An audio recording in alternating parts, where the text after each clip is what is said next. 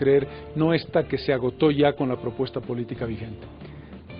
Expresidente, si me aferro al ya es demasiado, que asumo es a lo mejor la traducción verbalizada de todo lo que significa la propuesta de Comunidad Ciudadana y de Carlos Mesa, y queriendo separar este hecho, ¿cuáles son las otras motivaciones que hacen que Carlos Mesa decida ser una vez más candidato a la presidencia y aspirar a la silla presidencial? Es un tema de responsabilidad. Es un tema de asumir y darte cuenta de que en un determinado momento, cuando tú ves que el proceso, desde el punto de vista del ciudadano, ha llegado a un punto de agotamiento y que lo único que te pueden ofertar es el poder por el poder mismo, y preguntas y dices, ¿es posible la renovación? La renovación es necesaria, es imprescindible, pero en este momento el taponamiento de estos 13 años ha impedido un cambio generacional. Esto me hizo darme cuenta de que muchísima gente pensaba que yo era la única opción posible para ganar esta elección, y eso me hizo generar un doble compromiso y una doble responsabilidad de la afirmación de sí, a pesar de una decisión personal que tiene que ver con asuntos de familia, que tiene que ver con mi propia vida intelectual, decir, aquí hay un desafío al que tú no le puedes dar la espalda, y eso es lo que he hecho. Ahora, cuando uno habla desde la mirada que 13 años después se necesitaba una renovación nuevamente en la política, la primera lectura cuando Carlos Mesa decide ser candidato es ¿y qué renovamos? Quiero que me ayude, que la población lo escuche en relación a ¿cómo era el Carlos Mesa presidente y el Carlos Mesa candidato hoy que quiere aspirar a la silla presidencial? Hay un elemento en común, un compromiso con los derechos humanos, un compromiso con la responsabilidad presidencial, un compromiso con la resolución de una crisis económica y un compromiso con uno de los momentos republicanos más convulsos de la historia. Hay una nueva responsabilidad que es, mirando al futuro, en un contexto distinto, establecer algo muy importante, la construcción de un proyecto político que es la Alianza Comunidad Ciudadana, la construcción de una serie de propuestas muy concretas de transformación que tienen la fortaleza de la legitimidad del voto directo por el presidente, la legitimidad del voto por candidatos a senadoras, senadores, diputadas y diputados, pluris y unis, que marcan la construcción de un proyecto político de largo plazo para un periodo 2020-2025, en el que lo que tenemos que dar respuestas es a la salud, a la educación, a la justicia. Y la policía la menciono muchas veces porque es una preocupación fundamental en la construcción de la seguridad ciudadana. Vamos a hablar más adelante de cómo está montado hoy todo el aparato estatal y ver cómo y por dónde se empieza a generar esta deconstrucción, esta reconstrucción que usted plantea. Pero es inevitable imaginarse un Carlos Mesa con la banda presidencial el próximo año y que tenga que confrontarse desde este tono que usted nos muestra tan claramente. Es un hombre de la academia, es un hombre muy calmo, a usted se lo ve un hombre bastante en paz.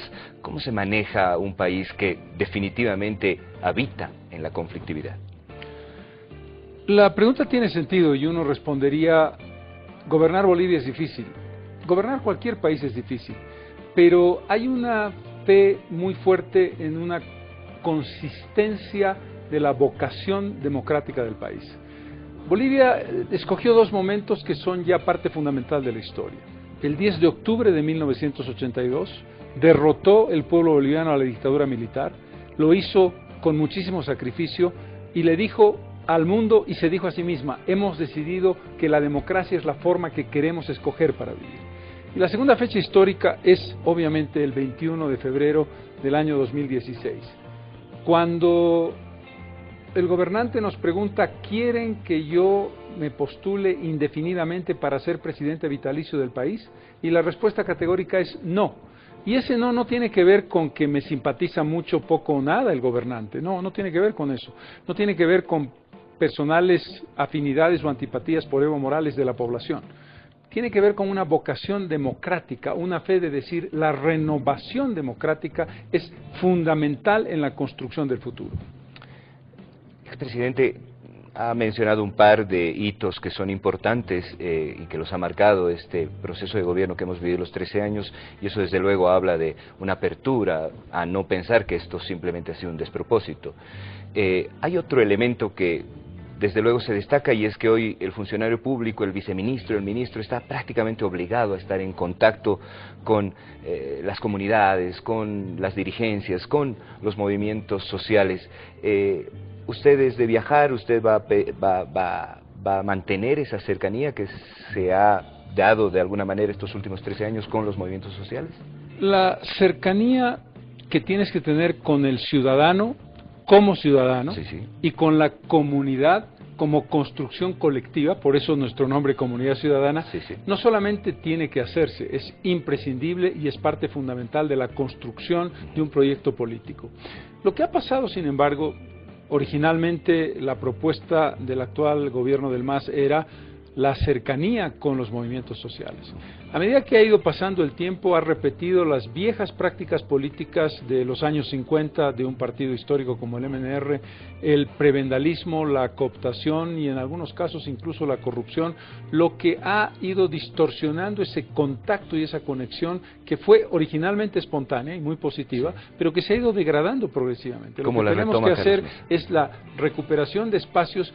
En esa recuperación, lo que tengamos como base es la idea que se tuvo con la Central Obrera Boliviana de defender principios y defender causas, defender el horario de trabajo, defender los derechos de los trabajadores, defender las reivindicaciones de espacios que son buenos para toda la colectividad, no defender mi pequeña parcelita de lo que yo hago, de mi actividad gremial. Esa es una construcción posible, y es una construcción posible porque nuestra historia colectiva es una historia de genuina lucha por valores justos, que no hay por qué decir que se perdió, simplemente que se ha cooptado lamentablemente en estos años. Si es elegido presidente, al día siguiente de que asuma funciones, convocará a esa COP que hoy tiene en la imagen del presidente Morales está muy aferrada a ese CONALCAM, que hoy es una instancia que reúne a varias instancias de los movimientos sociales. ¿Cómo va a ser esa relación con esos movimientos? Lo primero, y es muy importante lo que te voy a decir porque no lo he dicho hasta ahora, el primer decreto que yo espero firmar como presidente constitucional de Bolivia el año 2020 es el decreto que ponga en plena vigencia, en pleno acto de funcionamiento, al artículo 168 de la Constitución Política del Estado. La vigencia de ese artículo respetando rigurosamente el contenido constitucional como una expresión de compromiso con la continuidad democrática planteada sobre la base de la renovación. El artículo 168 entra en plena vigencia y deja de estar congelado y suspendido ilegalmente como lo ha sido a través del Tribunal Constitucional en este fraude electoral que estamos viviendo, porque lo que estamos viviendo ahora es un fraude electoral. La gente dice, bueno, el fraude es el día del voto, el fraude es cuando tú modificas un artículo, cuando tú modificas el resultado de la votación o el recuento de votos o cambias un acta para favorecer a algún partido. Ese es el fraude que uno conoce tradicionalmente. Pero lo que estamos viviendo ahora es un fraude muy evidente que tiene que ver con vulnerar la Constitución, la ley de organizaciones políticas y la ley electoral. ¿Para qué sirvió hacerle el juego al movimiento al socialismo en este contexto que usted describe y ser candidato a la presidencia? Primero, la descripción del fraude. Se legitima ilegalmente a Evo Morales y García Linera en el Tribunal Constitucional y en el Tribunal Supremo Electoral. Ir a las primarias Ese lo legitima. Es el punto. Este es lo más interesante. ¿Por qué se hacen las primarias? Las primarias se hacen para que la legitimación, entre comillas, de Morales y García Linera se haga en diciembre del 2018 y no en julio del 2019, como correspondía si no habían primarias, porque recién se hubiera producido la inscripción de candidaturas en julio, con un efecto político muy duro y muy negativo para los dos candidatos ilegales a pocos meses de la elección. Primer punto. El segundo punto es que para ratificar que no haya posibilidad alguna una vez que han sido legitimados, entre comillas, por el Tribunal Supremo, se establece un artículo que dice ningún candidato a la presidencia y a la vicepresidencia podrá renunciar a su candidatura. Esto es para atar, para cerrar la puerta a la posibilidad de que la presión popular obligara a Morales y a García Linera a renunciar a su candidatura. Resulta que pasamos esas primarias que fueron absolutamente truchas, porque no hubo ninguna competencia interna. Una primaria se supone que es competir entre candidatos. ¿Con qué tiempo podías tú organizar una interna de un partido y de una alianza recién creada? Era absolutamente imposible. Pero en el caso concreto, resulta que ahora dos candidatos han renunciado, uno a la presidencia y el otro a la vicepresidencia, y en el caso de la candidatura de la vicepresidencia de uno de los partidos, se le permite cambiar de candidato, vulnerando descaradamente la propia ley de organizaciones políticas que aprueba el Tribunal Supremo Electoral. ¿Por qué? Por órdenes del gobierno. El tercer elemento tiene que ver con la propaganda política. Está totalmente prohibida la propaganda política en el periodo hasta el 20 de septiembre. Hay dos candidatos, el candidato oficialista que por supuesto utiliza los medios de comunicación y la propaganda como si fuera las empresas del Estado suyas, y el otro que hace candidato con la excusa de que es senador y vulnera completamente la norma, y el Tribunal Supremo Electoral calladito. Finalmente, por si esto fuera poco y poco y poco, es mucho y mucho y mucho, lo que tenemos es al candidato de Bolivia Dice No, que es senador, que no renuncia como dice la Constitución, ya no estoy hablando de la ley electoral, la Constitución, y mantiene su candidatura y además utiliza el cargo de senador para justificar, dizque, una publicidad que no tiene nada que ver con las elecciones. Se vulnera la Constitución, se vulnera la ley de organizaciones políticas y se vulnera la ley electoral. Eso es fraude. Bien.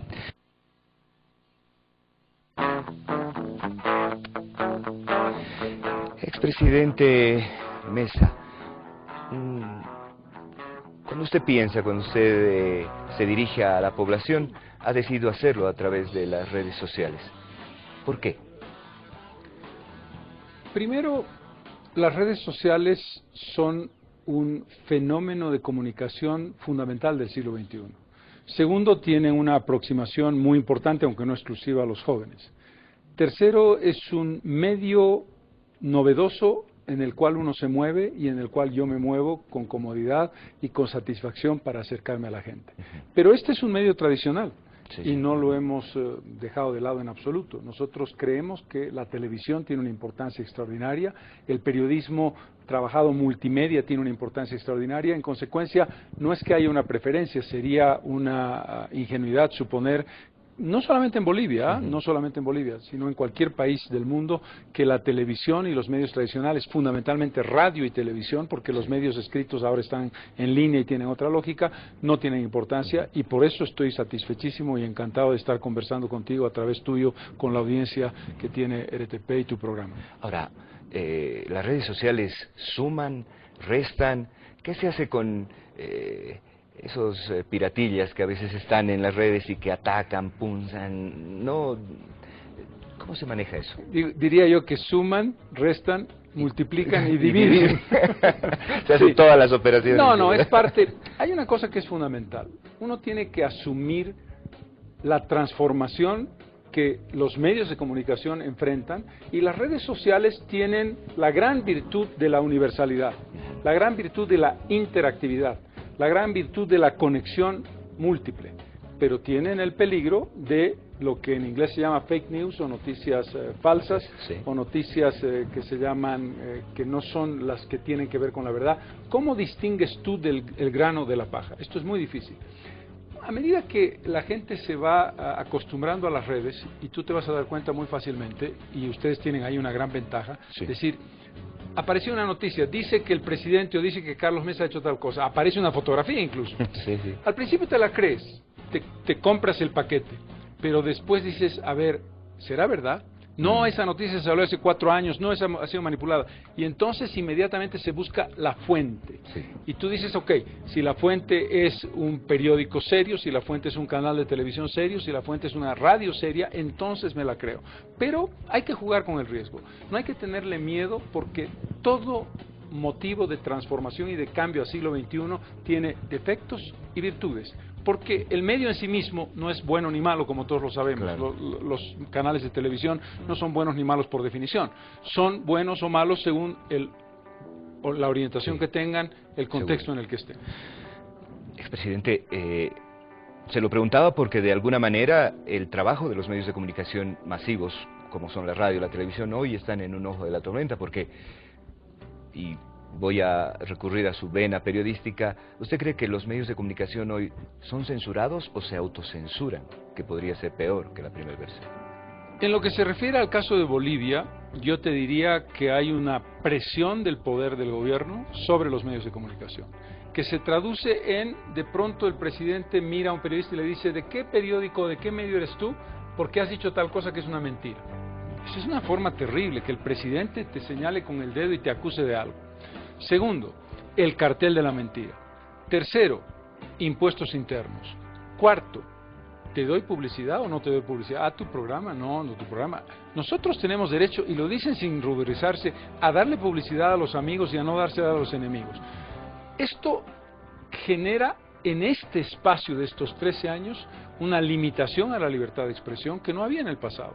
Yo me puedo enorgullecer, y lo digo sin ningún tipo de rubor, que hemos hecho un gobierno en los casi 2 años en los que no hemos ejercido ningún tipo de presión sobre ningún medio de comunicación. Y un último tema, ante esas presiones puede producirse consciente o inconscientemente la autocensura, y eso no es deseable. Claro. Ahora sí, hablemos de futuro, expresidente. Y quiero hablar de algunos temas porque se hace mucho énfasis en economía, se hace mucho énfasis en temas de justicia, que más vale, hay que abordarlos, pero ¿cuál es, dentro de la propuesta de Comunidad Ciudadana, el manejo que se va a tener con, por ejemplo, temas como la despenalización del aborto? Hay un primer elemento que hay que tomar muy en consideración. La Constitución Política del Estado establece derechos, y entre esos derechos, derechos humanos fundamentales, hay un artículo específico que establece el derecho de la decisión sobre la vida sexual y reproductiva de la persona. Eso tiene un elemento muy amplio de contexto. Yo como persona podría responderte, pero no lo voy a hacer por una razón básica, porque estoy aspirando a ser presidente del Estado. Creo que el tema es lo suficientemente sensible como para ser debatido ampliamente, para ser discutido y para ser consultado a la opinión pública. O sea, no podemos quedarnos en mi cuerpo, mi decisión. No podemos quedarnos en un extremo ni en el otro. Tenemos que quedarnos en la lógica, además de que se trata de una cuestión de salud pública, que se trata de una cuestión de derechos humanos, que tiene que ver con las creencias espirituales más profundas de muchas partes de la sociedad boliviana. En consecuencia, las respuestas tienen que ser evaluadas y elaboradas en función del respeto a esa comunidad, la consulta a esa comunidad, y establecer también la ruptura entre el doble estándar de decir, ok, esto se prohíbe, pero en la realidad tenemos una cantidad de casos terribles con peligro de muerte, tanto para madre como para el niño. Diversidades sexuales. Es un tema delicado, se han escrito muchas normativas, pero el ejercicio... en el ejercicio se vuelve todavía complicado llevarlo adelante. Vuelvo sobre el punto, parece una reiteración para salir del paso, pero no lo es. La Constitución Política del Estado establece derechos fundamentales de la persona, y el derecho de una persona, respetando al conjunto sobre sus decisiones, sobre su opción personal, es un derecho inalienable e imprescriptible de la Constitución. Esto tiene que marcar una línea que está ya establecida, no tienes que inventar nada. Cumplir la ley, cumplir la Constitución, respetar los derechos humanos.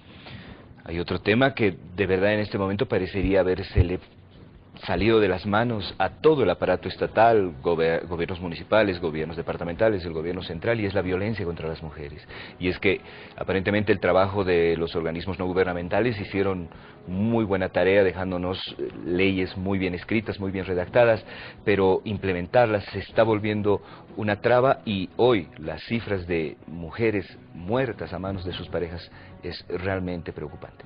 Tú lo has dicho, Ángel, tienes toda la razón. No es un problema de leyes. Hay que decir algo. Las leyes en Bolivia sobre el tema son razonablemente buenas. Probablemente algunas se pueden mejorar, algunas se pueden modificar, pero no va por ahí. Primero, lo preventivo y lo educativo. La formación machista en una sociedad que tiene el récord más alto de violencia machista en América Latina, que es una vergüenza para nosotros los hombres, no para las mujeres. Para los hombres, porque las mujeres son las víctimas. El primer elemento es, no podemos seguir dando una educación machista en la casa, una educación machista en la escuela. Segundo, libertad económica para la mujer y libertad política para la mujer. Una mujer con libertad económica no depende de su pareja y no es víctima o puede decirle, mira, hasta aquí llegaste, no te quiero volver a ver más, fuera de aquí. ¿Por qué? Porque es independiente económicamente. Igual salario para igual trabajo. Pero algo muy interesante, la maternidad. Eres empresario y dices, yo no contrato a una chica joven porque se va a embarazar. ¿Por qué le voy a tener que dar el permiso de maternidad? Pero si tú incluyes en la ley el permiso de paternidad, estableces dos cosas. Primero, el elemento de la igualdad en un momento de paternidad o maternidad. Y segundo, le dices al papá, ¿sabes? Te estoy dando un permiso de maternidad no para que te vayas de vacación y de pachanga, sino para que cuides a tus hijos y asumas esa responsabilidad. Y entonces ya el empresario no va a decir, prefiero a un hombre que a una mujer, porque ambos van a tener ese permiso. El elemento complementario fundamental tiene que ver con el feminicidio, que es el momento brutal del asesinato. No llegar ahí. Si llegas ahí, por supuesto, todo el peso de la ley.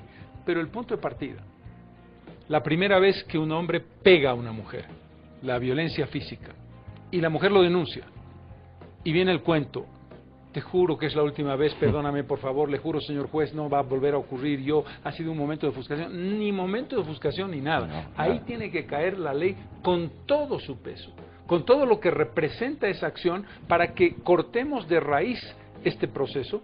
Y lo último, la justicia para los feminicidios, para proteger el machismo, para el narcotráfico, para la corrupción, no funciona. Nunca en la historia de este país hemos tenido una justicia más corrupta, más politizada y más falta de capacidad. Si no cambiamos la cabeza de la justicia desde el primer día de nuestro gobierno, eso no se va a modificar. La primera infancia y la infancia es un segmento de la población realmente complicado, porque todos los derechos que se les vulnera, además, están dentro de esas cuatro paredes que son su hogar, y desde luego los infantes no tienen la capacidad ni la posibilidad de ir y denunciar ante una autoridad. ¿Qué se va a trabajar en relación a la infancia? Dos consideraciones. Tú has planteado algo que es fundamental y gravísimo tanto para la mujer como para los niños. Cuando tú tienes más inseguridad dentro del hogar que fuera del hogar, algo en la sociedad está mal, algo en nuestros valores está funcionando equivocadamente, algo en el sistema de protección es un desastre. Vuelvo sobre lo evidente y lo elemental: educación interna, castigo implacable dentro de la justicia. No se trata de hacer justicia por la mano ni de pedir pena de muerte, se trata de que la ley se cumpla de manera categórica e inequívoca para la responsabilidad de padre, casi siempre padre, a veces la madre, en el abuso de los niños. Pero hay algo muy importante, Ángel, que tiene que ver con el cuidado de los niños en la primera infancia. Sí. ¿Y eso qué significa? Significa que tienes que dejar a los chicos y no tienes dónde, porque no hay un lugar, lo que llamábamos tradicionalmente una guardería, para ayudarlo y protegerlo. La madre y el padre tienen que dejar a los chiquitos con la hermanita, otro gesto de machismo, o con la vecina o el vecino. No es la idea. La idea es la construcción de 1.200 centros de desarrollo integral infantil. ¿Eso qué quiere decir? La palabra guardería es muy bonita y a mí me gusta, pero probablemente es insuficiente para entender de qué estamos hablando. Estamos hablando de la posibilidad de que esos niños sean adecuadamente estimulados, tengan personas especializadas, tengan un tratamiento adecuado en su formación y en su alimentación, con compromiso del Estado. El compromiso del Estado, que es una responsabilidad que te permita la libertad de saber que te vas, que dejas a tus chicos en buenas manos, y el Estado asume la responsabilidad que tiene. Expresidente Mesa, vamos a hablar muy rápido, se nos está acabando el tiempo y quiero hablar de campaña. Un hombre que ha decidido entrar en la política, ¿se le debe respetar su foro interno, su individualidad al interior de su familia, o vale todo en una campaña electoral? Por supuesto que no vale todo. Por supuesto que hay que respetar la vida privada, hay que respetar la intimidad, hay que respetar las cuestiones que no tienen absolutamente nada que ver con la política. Tiene que plantearse una confrontación de ideas con ideas, no de guerra sucia, de adjetivos, de insultos, de descalificaciones, y por supuesto de cuestiones que tienen que ver con asuntos estrictamente personales. Esto me parece clave y creo que esto es una cosa que nosotros respetamos y llevamos adelante en nuestra campaña de manera rigurosa. Bien. Hace unos días se lo vio en unas fotos visitando Roboré, el lugar de los incendios. Se lo ha criticado porque a lo mejor un hashtag que acompañaba el comentario que usted hacía, bastante sentido por lo que estaba viviendo en ese momento, estaba acuñado en el "ya es demasiado", y esto lo interpretaron como campaña. ¿Usted estaba haciendo campaña visitando el lugar afectado por el fuego? Vamos a ponerlo de esta manera. Como candidato que además puede ganar y va a ganar la presidencia del Estado, es una obligación interiorizarme de una situación que pocas veces ha vivido Bolivia en el pasado. Esta es una situación la que vive no solamente Roboré, Santiago de Chiquitos, San José, sino toda la región que tiene una vocación forestal y de bosque, que está siendo devastada de una manera muy particular. No se trata de un fuego que arrasa completamente, sino algo peor, que es un fuego que, como se embosca, vuelve a aparecer, parece que ha desaparecido porque hay poco viento, el viento se incrementa y lo aviva, y se aviva. Y tiene que ver con una filosofía, la filosofía de este gobierno de desprecio olímpico por el medio ambiente. Tiene que ver con lo que pasó en el Tibnis, tiene que ver con el Bala y el Chepete, y tiene que ver ahora con un decreto que se emite en julio, estamos en agosto, que establece sin restricción alguna y sin consideración de la vocación de suelo la libertad de los chaqueos a personas que por otra parte no tienen experiencia alguna. No es un tema de que fue hecho con mala o buena intención, es que tú no puedes dejar a personas que en su vida han hecho esa acción llevar adelante el desbrozamiento sin el cortafuegos, sin el cavado de un espacio, en fin, no voy a entrar en esos detalles.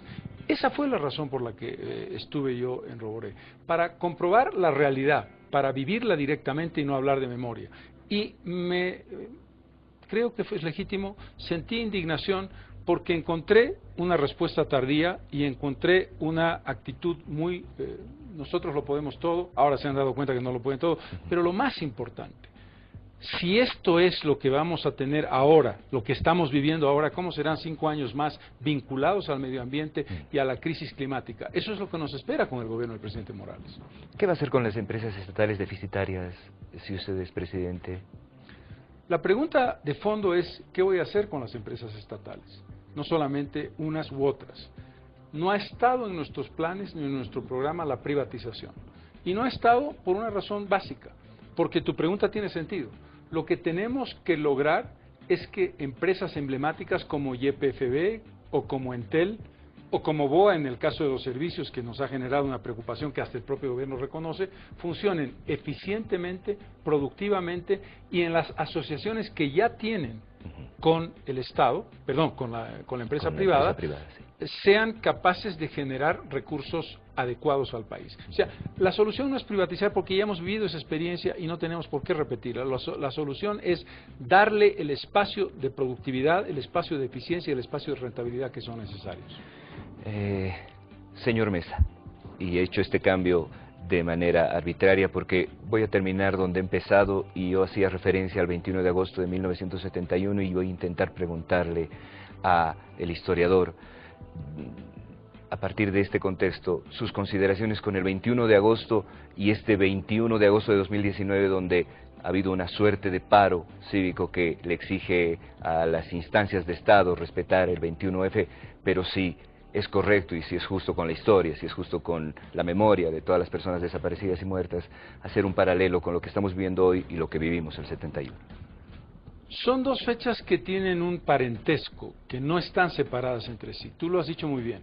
El 21 de agosto de 1971 fue un momento brutal en el que se consolida un proceso dictatorial que va desde 1971 hasta 1982 con pocos paréntesis y que muestra la arbitrariedad del poder de las armas con la claridad de la ruptura constitucional, con la violencia como ejercicio sistemático.